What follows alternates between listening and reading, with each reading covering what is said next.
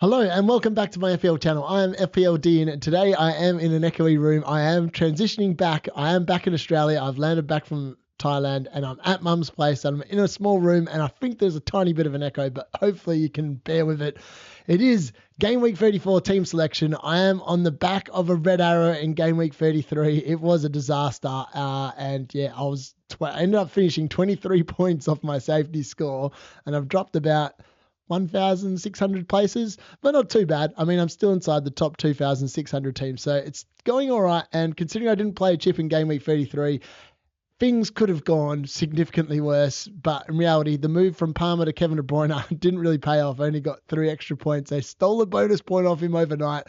But yeah, I'm back with a deadline stream tomorrow as well. It's going to be 3-hour special with Alan joining me for 2 hours. So make sure you join us for that. FPL Raptor doesn't have his stream tomorrow because he's got a wedding. So that's a sign. If you normally watch him, come and watch me. I'm very entertaining. I like to hope so anyway. Without further ado, smash a like on the video. If you haven't already, please subscribe. The aim is to get to 2,000 subs by the end of the season. And I know that's really optimistic, but I'm hoping it can be done. And without further ado, let's jump straight into it.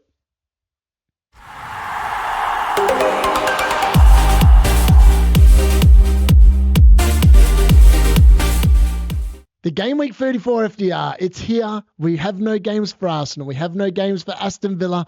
We have no games for Crystal Palace. And we have no games for Manchester City. And that is going to highly dictate what people do with their transfer moves this particular game week. And yeah, there are fixtures that do need to be targeted though. So Bournemouth versus Manchester United. Look, if I wanted a Bournemouth player post this week, I'll be so tempted in bringing in Kluivert. And obviously I have looked at Kluivert for Saka this week in my own team in terms of a -8 move.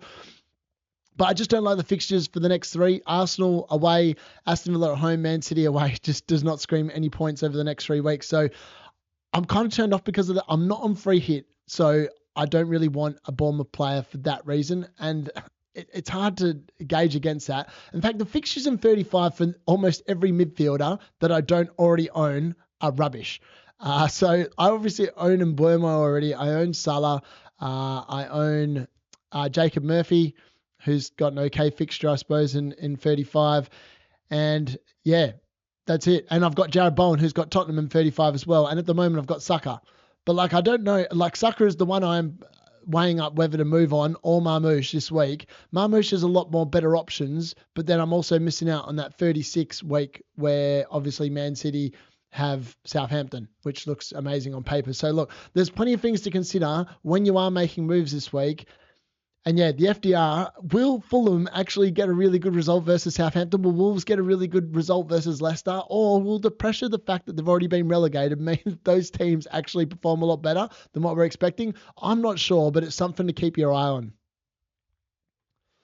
So let's cover the top transferred in and out players for blank Game Week 34. And we're going to start with the transferred out players because this, I mean, it's pretty self-explanatory. These were pretty much all the players that have been transferred in Game Week 33, but they're now pretty much all in Game Week 34. So Mateta, Marmoush, Saka, Munoz, Ismaila Sarr, Rogers, Eze, Saliba, Guardiola, Watkins, Raya, Rashford, De Bruyne, Asensio, Timber, Marino, Gabriel, all players that don't have a fixture this week or are injured in the case of Gabriel, makes perfect sense. The only other 3 players that are on this list of 20 that are being transferred out this week are João Pedro, who's obviously suspended, so he won't be playing for the next few weeks.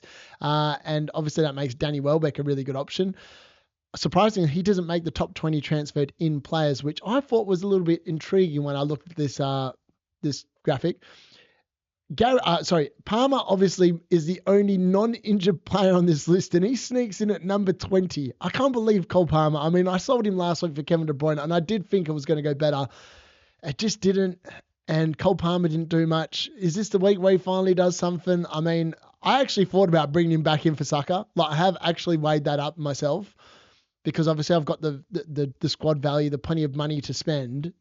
I just don't think Palmer's going to do anything against Everton, if I'm being brutally honest. He just looks so far off. I think I'll be more likely to bring in an Enzo Fernandez or a Pedro Neto than a Cole Palmer this week. And then Aina, obviously, he is now yellow flagged But again, there's a reason why people are selling him. We need people that are playing at this time of the season, especially when it's a blank game week. And if you're not on a free hit, you need players that are going to be playing. In terms of the players that have been bought in, I'm actually surprised that Cunha's number one. I thought that might have been Brian Mbeumo. I actually think that Nottingham Forest are going to be knackered. Like, when you look at the fixtures, like, they've been pretty much the same 11 as played most game weeks, week in, week out. And yeah, I mean, they're going to be playing Man City in the FA Cup. They're then going to be playing Brentford midweek and then Palace on the weekend. There's got to be some sort of rotation in there. And I just think that Brentford fixture, I know it says it's red on the fixture difficulty rating for Brentford still, but I don't think it is. I think it should actually be flipped the other way around. I think that Forest are likely, they're either going to be on a come down or they're going to be super high. I think Brentford are going to get them at an amazing time. That's my read on the fixture anyway. So I'm surprised that Mbeumo's only in at number 2. I'm surprised that Wissa's only in at number 8.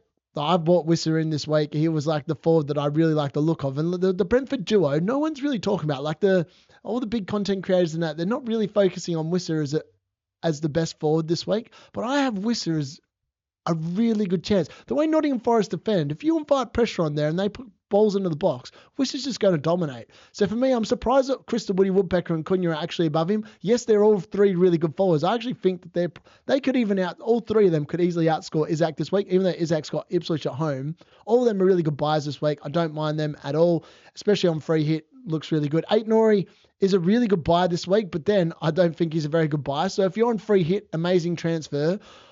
I actually thought about making a defensive transfer this week, and playing a 4-3-3. But I just don't think post this week that Aït-Nouri's keeping a clean sheet between now and the end of the season. So for me, yeah, he might have an amazing week this week, and hopefully he does for anyone that's on free hit, and I wish him luck. But for me, not a good move. Barnes, Jacob Murphy. I think Jacob Murphy's a nailed-on option. I understand why people are buying Barnes, but Gordon has been on the bench the last 2 games, and Gordon and Barnes generally play on the left. Neither of them play overly well on the right. So I think Jacob Murphy, for that reason, is definitely a lock for at least 65 to 70 minutes of the game. And I think that he's definitely the player that I would own, and I own in my own team. So again, I am slightly biased, but I think he's a great potential target to have there. Iwobi, I understand the play because they're playing Southampton. I don't think Fulham are going to score more than 2 goals in that game against Southampton. If I'm being brutally honest with you, Raul Jimenez is probably going to get one of them. He might even get both. Iwobi, will he get a return? I'm not sure. I mean, it is Southampton. They give up a lot of chances, but they are in a new management. And again, they've proven last weekend they can get a result. So, and Fulham have been a bit wayward of late. So, yeah. Wissa, as I said, fantastic transfer. Isaac makes sense. A lot of people probably transferred him out last week and then bringing him back in this week. Shah, yeah, apparently there could be some rumors about his fitness, but yeah, he's probably the pick of the defenders there, to be honest. Dan Burn, FYI, he needs to start repaying the faith. Own goal last week. Thankfully, he was on the bench, but if there's a way to make up for it, is score an actual goal. And a lot of people won't be going for Dan Burn on free hit. So I'm hoping that this week is the week where Dan Burn goes ham.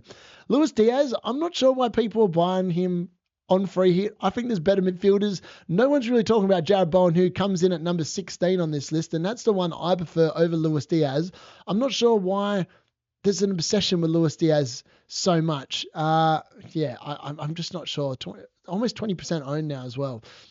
I just don't get it. He's still at risk of being rotated with Gakpo and Jota, and for me, that reason alone, I just can't recommend him. Milinkovic, he does look like a really good buy.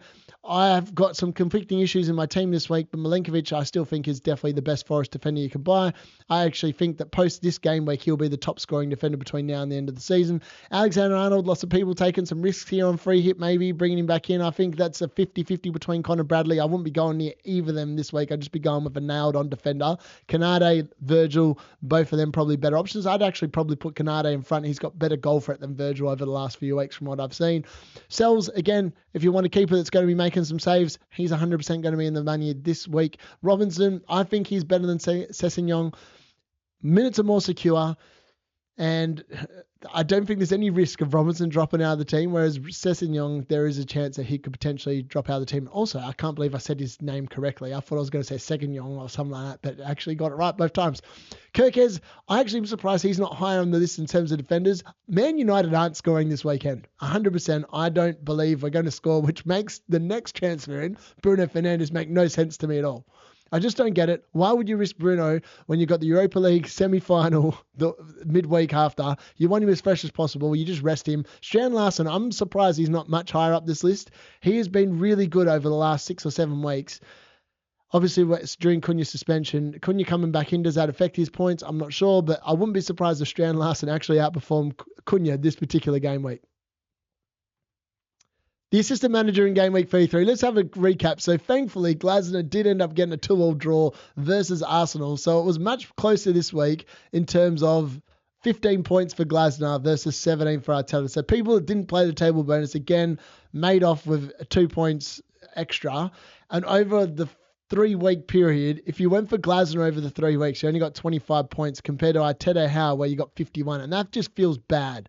I mean, earlier in the season, I played the table bonus every single week, and it beat the non-table bonus chasing people really well. Like to the point where people that moved from slot to Arteta, and Arteta got 0 points, and it was literally the other way reversed. It was 56 points for the people that chased table bonus the whole time, and everyone that went slot to Arteta ended up, I think, with 27 or whatever it was. So again, I suppose it just depends on what you've done. So if you triple captained in 24 when Salah got that 29 points, and then you did the Arteta to Howe for 51, you're looking pretty damn good. Like, you're better off than potentially what I might be. I haven't played my triple captaincy yet, but for other people that have, that's also what it comes into. But I just wanted to share that, game week 33 and 31 to 33 in general didn't go too well for the table bonus king that is Glasner versus the non-table bonus. And I just feel like the fixtures were probably harder for Glasner, and there was no banker fixtures, whereas in the 24 to 26, there was that banker fixture for like Moyes at home versus Leicester. Emery obviously butchered his one, but otherwise it would have been over 60-point haul across those 3 weeks. And then obviously Glasner nailed that last 20 points in that 3rd week. I still think table bonus is king, 100%. I know it hasn't worked out well for anyone that did the assistant manager on Glasner over the last 3 weeks, but thankfully you did get some reward for effort versus Arsenal in that last game. So I'm very thankful for that, and up the table bonus. Let's go again with that chip next season. That brings you on to the assistant managers with table bonus in blank game week 34. And this is the order I've got them in this week. Now, most people are not going to be playing their assistant manager this week, but if you wildcarded in 32 and set your team up to cover blank game week 34, you could then have played your assistant manager chip in 33, 34, 35, or you might have wildcarded in 31 and played your assistant manager 32, 33, 34. This is how I rate the managers this week. And there are 7 games. 7 of the 8 games that are actually on have table bonus this weekend, which is unbelievable. The only one that doesn't is the Leicester versus Wolves game, which I thought was quite ironic. So this is how I've got them ranked this week. Frank versus Nottingham Forest comes in at number 1. I would not be surprised if Brentford won this game, and the Brentford duo that is Mbeumo and Wissa deliver. There's a reason why I bought both of them in this week, and I've just got, I don't even know why. I don't know what I'm basing it off. I know they both massively hauled in the last game week, and that was against Brighton. I just think that Forest, I think they're going to be there for the picking. And Brentford's away form has been pretty good of late. So for me, that's why I'm going there with that. Moyes versus Chelsea, I think, is also a really good shout at number 2. That Chelsea team just does not scream confidence to me. I wouldn't be surprised if this could end up like a 0-0 draw or something like that. Would not be surprised in the slightest. Potter versus Brighton comes in at number 3. I think Brighton are just in a weird spot. They look like a team that potentially might be about to be going onto the beach. And for that reason, I think he's a really good shout. Amram versus Bournemouth comes in at number 4 because the other 3 options are absolutely rubbish this week. That's the only reason why Amram is in at number 4. I've got no confidence at all that Man United are going to score anything other than a 3-0 loss probably against Bournemouth on the weekend. But again, he comes in at number 4 because Postecoglou's got absolutely no clues on no hopes against Liverpool, who are definitely going to be winning the title against Spurs this weekend. McKenna versus Newcastle United, again, ditto. If they get anything other than at least a 4-0 spanking, I'll be very surprised. And then Rusk versus Fulham, I might be doing him a disservice putting him at number 7. I just feel I've just got Southampton ranked so far down the ledger that I just can't give them any faith. But realistically, maybe he should be in at number 4, but I'm not going to be entertaining anyone going anywhere near this particular game week. So my final plugs for game week 34, blank game week 34, and this is the question for the week. Are you on free hit? Are you on wildcard? Or like me, are you taking hits to keep your chip for a later week? So I'm currently on a -4 as we'll look at my team selection a little bit, and I'm probably 80% likely to take a -8 tomorrow during the deadline stream. I'll talk through my line of thinking a little bit later on in regards to that, but keeping a later free hit just feels good. We don't know if there's going to be another double game week. If Aston Villa win, potentially there might be an extra double in 36 and a blank in 37. So I just feel like if I keep my free hit, I don't have to invest in like Villa assets or whatever if they do double. I can just free hit that week instead of free hit 38 and then just base my team according. The transfers I made this week are really good transfers for game week 38 as well. So I've already got my eye set on what I want to do. Obviously, I've still got the triple captaincy left as well. Again, that could be an amazing week to play it in 36 and then just free hit 37. These are all things that go into it.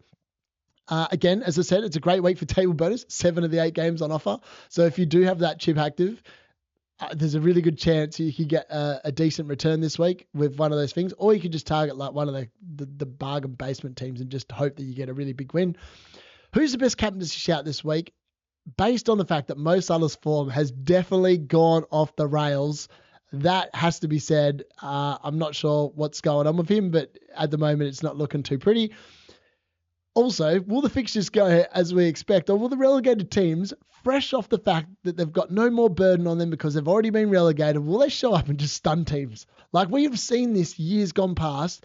A team is absolutely garbage. They get relegated and then all of a sudden they'll win 2 of their last 4 games or something and it'll just come from nowhere.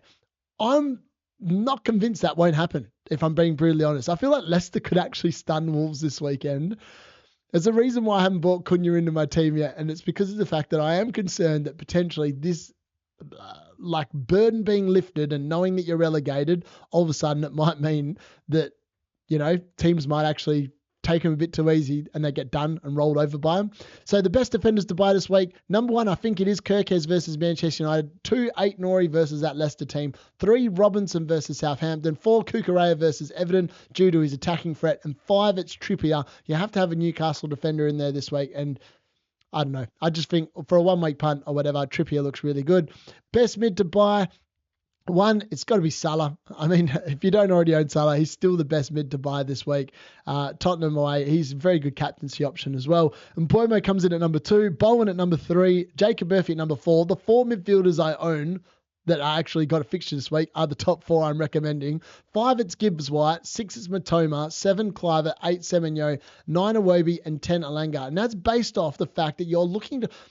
when I'm seeing best midfielders to fight, buy for the rest of the season as well. Like you want players that are going to be good, not just this week, but in the following game weeks through to the end of the season. And then up front, it's definitely got to be Isaac this week. Cunha, Wissa, Wood, Jorgen Strand-Larsen, Vanlinson, and Raul Jimenez. That rounds out the top 7 and the best players to buy this particular game week. So, recapping how my disaster class went on the weekend, and it didn't go overly well. 53 points in total. I mean, the good news is I played my bench boost in 32 and not 33 because the bench combined this week for 2 points. So I got 6 points off my bench boost last week, which felt horrible. And this week I would have got 2. So at least I made 4 points there. I also made 3 points from the transfer of Kevin De Bruyne in for Cole Palmer, but that did not go as anticipated. And in reality, I probably should just not have made the move. And then this week I would have been fielding 11 players, even though it would have contained Cole Palmer this week, and looking much better. But again, it is one of those things. I'm taking hits this week, and hopefully it works out. So who did actually do well? So Raya got 7 points, but it was really one fixture. Guardiol 7 points. It was really, again, one fixture. Munoz 6 points. Again, it was really one fixture. Milinkovic conceding in the 87th minute was not what the doctor ordered, and that was highly disappointing. 2 points there. Ismail Assar, did nothing over the 2 game weeks. And he's been exceptionally disappointing. If I had my time again, I would definitely have picked Eze over Sarr, who has definitely performed better across the period of time I've owned Sarr. Yeah, I just read that one wrong. I thought Sarr was going to be much better value. He was not. In comparison to Jacob Murphy, I know which budget asset was a lot better, and it's been Jacob Murphy by an absolute country mile. Mo Salah, again, disappointing. 3 points, no goals again. He hasn't actually scored a non-penalty goal in the last 9 game weeks, which is insane, and no one's talking about his form in comparison to like Cole Palmer. They're both massively underperforming, and maybe they're reverting back to the mean. I'm not sure. Maybe, I don't know. Saka, the most disappointing... Just disappointing. This is the first card call the card has got wrong all season long. I flipped between Saka and Marmoush for captaincy, and thankfully the card, even in its wisdom, didn't get it wrong by much. There was only 2 points in it, but either way, it was still 2 points that I could have been better off considering that nothing really went right for me this week. Yeah, just not ideal. De Bruyne 5 points. I mean, I didn't buy him for 5 points. I bought him for at least 10, but unfortunately, it's just the way the things go. Sometimes these 1 week punts just don't work out the way they do. And Manchester City again, I mean, it was odd bods scoring the goals, so that was highly annoying. Yeah, it's just one of them things, unfortunately. 5 points. At least he got more than Marmoush, so that was 1 extra point pretty much for the clean sheet against Everton. It's just frustrating. Isaac, obviously 2 points, didn't do much in that Aston Villa game. And then Mateta started on the bench and then came on and scored a goal. What a man. He's saving the game week somewhat. And at least I had someone get double-digit haul in this game week. It was one of those weeks where you just want to sit there and just go, yeah, nah, don't want to do that. Not for me this week. So I just really want to recap my wildcard draft for anyone that is on Game Week 34 wildcard and my free hit draft for Game Week 34. Now, I have adjusted the free hit one from the earlier videos in the week. Instead of Milinkovic and Burn, I've now got Trippier and Robinson. So I have got a Fulham defender in there, and I think I've got the one that I think is the most reliable in terms of delivering points, and I think that's just where you're more likely to go. The squad value now is closer to 100 million. It's 99.2. I still think that Whistler and Cunha are the 2 most amazing picks. Now, on wildcard, I think that you still need to be keeping an Marmoush or a Guardiola, probably a Saliba and Raya for the rest of the season. The Palace assets, I think, are more than fine to just move on. I'm not convinced by the form. And yes, people say their fixtures are a bit easier after the FA Cup. I just think they're going to be spent. They've played so many games in a short space of time. I think that's going to catch up with them, if I'm being brutally honest. And for that reason, I just can't recommend them. And again, I've got the Brentford double up in both of these drafts because I just think they've got amazing fixtures between now and the end of the season. Like if you look at the fixture ticker, I think Brentford must be close to being the team with the best fixtures left. And for that reason, there's no reason not to recommend them. Again, I've still got 3 Newcastle assets in there on the free hit. In terms of the wild card, it's only 2. And realistically, you would move Barnes in game week 35 for another midfielder with probably a better fixture run through to the end of the season. Again, open negotiation, but that's where I'll be looking if I was wildcarding or free hitting this particular game week. So my updated chip strategy, and look, this week has not been good. And a shout out to the person who's coached by Mr. Nobody, 98 points in the league this week. He did amazingly well. He's actually last in the entire league. But hey, he played his free hit, and what a free hit. He brought in Trossard. I tell you what, if there's a player I wish I bought in, it's Trossard. I didn't realize that. Man, imagine if I got 24 points instead of the 5 from Kevin De Bruyne. That would have been a goat, like just one of those amazing moves. Great foresight for anyone who did go to Trossard. I think FPL Bateman as well. Shout out to him. I love his content on Twitter. I'm pretty confident he went with Trossard as well. And sometimes these amazing moves can just pay off massively. I'm sure it was him that did it. But yeah, so great shout. Anyone that did it, fantastic. So unfortunately this week I did drop 1,633 spots. But I always expected to make a red arrow this week. Like I wasn't playing any chip. I wasn't playing assistant manager. I wasn't playing my bench boost. I wasn't playing my triple captain. And almost everyone in FPL had a chip active in game week 33 except me. So I was always looking at a red arrow. Sharkash for me, who's still leading the league, he also did not play a chip like me and dropped 500 spots. So he was on 234 or something like that, and he's now 750 something. So again, this is one of them weeks where hopefully later on in the season it's going to pay off. And I mean, realistically, I'm definitely not winning FPL this year. I'm too far off top spot with 5 games left to play and not playing my free hit this week when everyone else is. But 35 to 38 looks amazing. And look, the idea was to keep the free hit for game week 38. I still think it's going to be a really strong strategy. It can be moved to 37, 36, potentially if those doubles or blank game week happened. And obviously I've got the triple captain, and even if there is no more doubles, game week 36 does look amazing for a triple captaincy chip. Brian and Buemo and co do go and play Ipswich, and we all know that the flat track bully loves taking it out on those kind of teams. So there's plenty of options still to play it. Yes, I might not get as many points, but I'm still in a strong position to finish this season really strongly. And yes, as long as I don't drop outside the top 5,000 this week, I would imagine playing 2 chips in the last 4 game weeks, I should end up finishing somewhere between 5,000 and the top 1,000, and maybe inside the top 1,000. So that was the aim. The start of the season when I originally started making this content was to get inside the top 10,000 my first year doing it. On track to do that, and hopefully it continues through to the end of the season from here. So my transfers for this week, -4, this is what I've done so far. And this is what it looks like. So De Bruyne, Mateta, and Ismaila Sarr, I have waved goodbye to. Kevin De Bruyne, thank you very much. I had to own you one last time in your final season playing in the Premier League. 5 points was not what I was hoping for, but it is what it is. See you later. Thank you for your time and your service. I wish you played for a better club, but alas, that's your lot in life. And income, probably my favourite 2 players to own, Brian Mbeumo and Wissa. I enjoyed having the double up earlier this season, and I think hopefully I'm going to enjoy having the double up across the rest of the season as well. All I have to say is that this week they've got a Forest team that are easily targetable off the back of that FA Cup, and then they've got Manchester United at home, who are going to be in the middle of that Europa League semi-final, and then they've got Ipswich away. There is some amazing fixtures. They've got Wolves in game week 38 as well. There's a lot to love. Jared Bowen as well is an amazing asset to own, I believe, and again, someone I'm very excited to own. Again, I'm not too worried about saying goodbye to any of the 3 players I've waved goodbye to. I think it was their time to go, and the only decision I've really got to make is whether I'm going to go with a -4 or if I'm going to go with a -8, which would involve either of these 2 moves. Now, it might not be that I go for either of these 2 players. Now, Chris Wood is definitely an option instead of Cunha.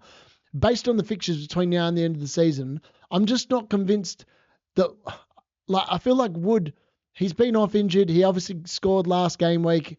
He's got the FA Cup. There's a lot of things that I've got to be worried about in terms of his minutes and how many starts he's going to be getting. Cunha this week just looks amazing on paper, right? Let's not kid ourselves. I think that Leicester fixture just screams points, you would hope.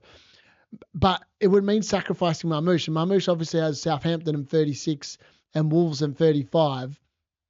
There's a world where I could do the move and then just move it back to Marmoush in 36, or Isaac could become Marmoush in 36 and I just play the fixtures. It does seem a bit wasteful of using a transfer to do it, which is why. But the problem is just I'm not sold on any other midfielder for Saka this week. And yes, I'm not convinced Saka's going to be any good in game week 35 either against Bournemouth. But is there a better midfielder that I could buy this week other than Gibbs White? I've looked at Matoma. I've looked at the Bournemouth mids. But if I buy a Bournemouth mid this week, I don't really want them for the next 3 game weeks. And Matoma's pretty much in the exact same spot. It's a great 1-week play potentially. But then for the next 3 weeks when I really need them, they've probably got horrible fixtures. This is my problem. So let me know in the comments if there's 2 other players that you can recommend or any midfielder that you can recommend for Saka that is going to be good between now and 38 that I haven't thought about and has escaped my line of thinking as things currently stand. The captaincy decision, though, for game week 34 is an interesting one. Now, most people are probably going to go with Mo Salah. They're versus the Spurs team that is absolutely garbage on paper. They have been awful all season long. They're going to be worried about the Europa League. But Liverpool haven't been playing overly well of late. They've been scraping these wins by the odd goal. And Mo Salah hasn't been performing at all. So is there a world where you just ignore him and look at one of the other options? Like Isaac and Murphy, Barnes, Gordon, they all have Ipswich at home.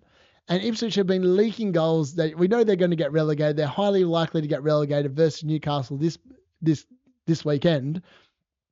Is that the play? Is that the smart play? Bet against Salah, captainers, who he is going to be over 100% ownership. Maybe that's the play. In terms of Cunha, do you just take a wild punt and just think that he's going to absolutely unload against Leicester and get an absolute monster haul? Or do you go with like the Brian and Burma, who have got a number of double-digit hauls this season? He could do very well against a Forest team who might be on a low, might be on a high, and just there for the taking later in that week. I'm not 100% sure, but the captaincy decision is a really difficult one. At the moment, I've actually got my captaincy on Jacob Murphy and my vice captaincy on Isaac. I'm not sure if that's going to hang there by the end of the deadline stream, but that is where my line of thinking is currently speaking.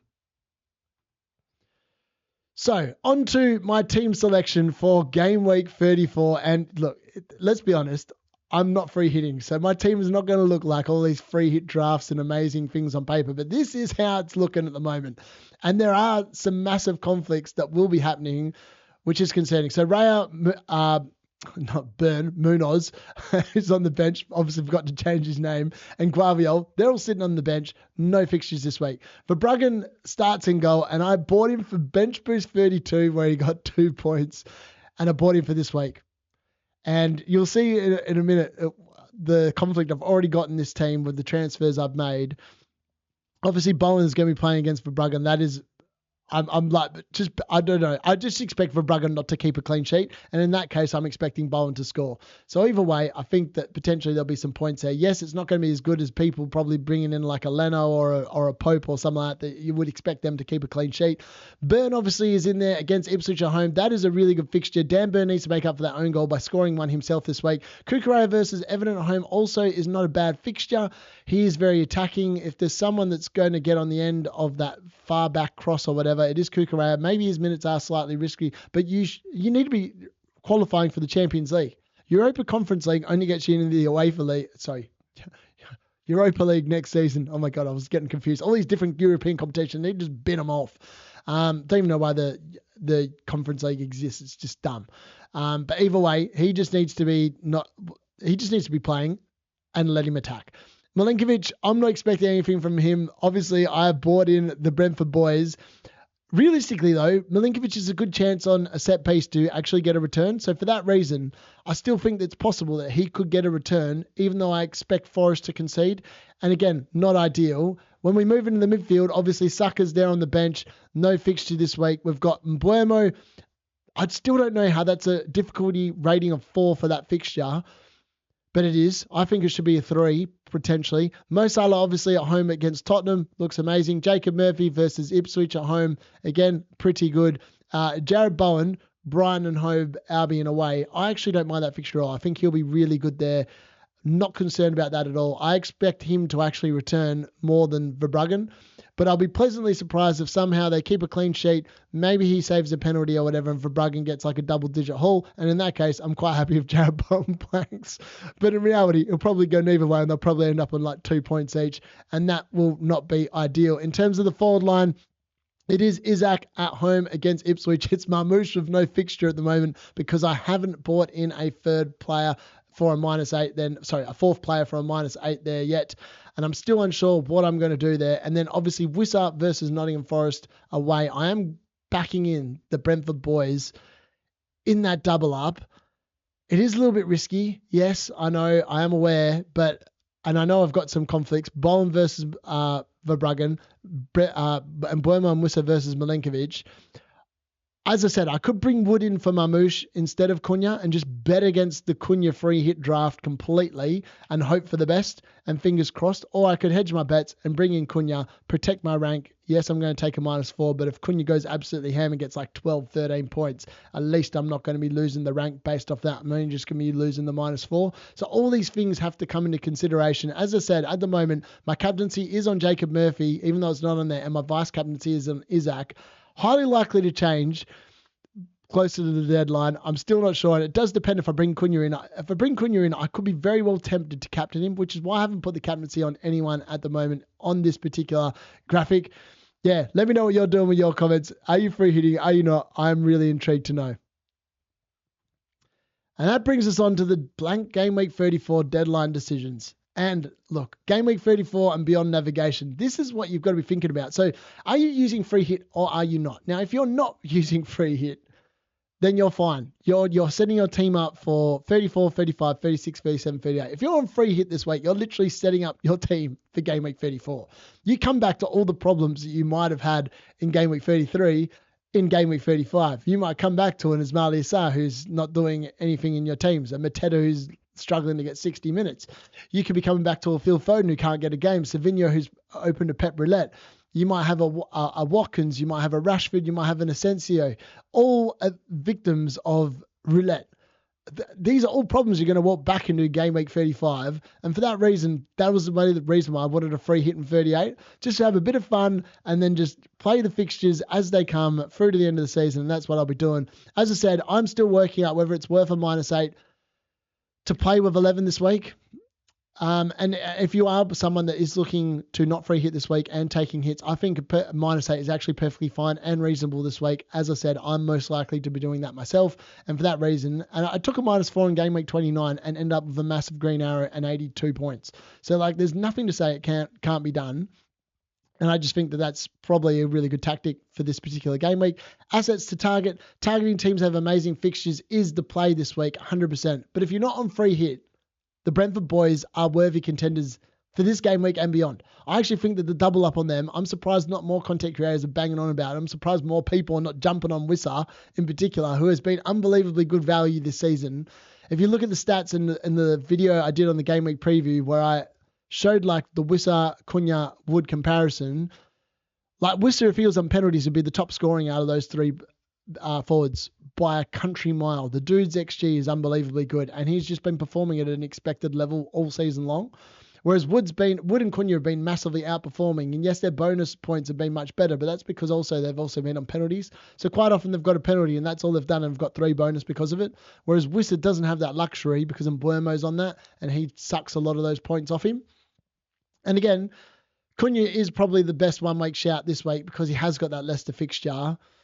And he should also be fairly decent till the end of the season. Cunha's been pretty much fixture immune. Even against the tougher teams, he has still continuously returned points this season. So I wouldn't be too worried about him long-term wise either, which is potentially why I might bring him in for Marmoush on the deadline stream. Chip strategy in Game Week 34 to 38. Now, if you aren't free hitting, are you using another chip this week? Like, are you using a wildcard instead? Are you using your assistant manager? Like, surely no one's using their bench boost or triple captain this week. That would be unbelievable. I am obviously currently saving my free hit plus triple captain for Game Week 35 to 38. I want to have a really good last 4 weeks. I've got an amazing rank. This is going to be my highest FPL finish by an absolute country mile. I've never finished inside the top 100,000 before, but that's probably because I've been a very casual player. And this year, creating content, I've actually become a very engaged player. Let's put it that way. Obviously, on holiday, when I've been on holiday this season is when my rank has actually suffered. And again, I was on holiday, made dumb decisions because I was having Thailand belly. So maybe that's the key next season. Don't go on holiday, I might win the whole thing. I'm not sure. Now is definitely the time to go differential, I believe, and avoid the template crowd. Lots of people are going to be going with the same players on free hit, like Luis Diaz. Like, if you're on free hit, get him out of your team. Go a bit differential. I don't think there's going to be that many points in Luis Diaz against Tottenham. I don't know. I just got a feeling there won't be. And then lastly, captaincy decisions. Are you betting all in on the Salah this week again? Or are you looking at Nizak? Are you looking at Cunha? Or are you looking at someone else entirely? Let me know in the comments. I am really intrigued to know. And that brings us to the end of my Game Week 34, blank Game Week 34 team selection video. And final plugs and my deadline decisions, everything all wrapped into one. Hopefully you've enjoyed it. If you have, smash a like, smash a subscribe as well if you haven't already done so. The aim, as I said, is to get to 2,000 subs by the end of the season. FPL Raptors not doing a deadline stream anymore, but guess who is doing a 3-hour marathon? It is me. I'll be back at home. The screen brightness will be back to the normal clarity you were expecting prior to whenever I went on holiday, which was, I think, prior to Game Week 31. And I'll be here with you every step of the way through the end of the season. So the D unit will be there. You can come ask your questions, leave your moves in the comments, and I'll see you tomorrow for the deadline stream. That's been the D unit.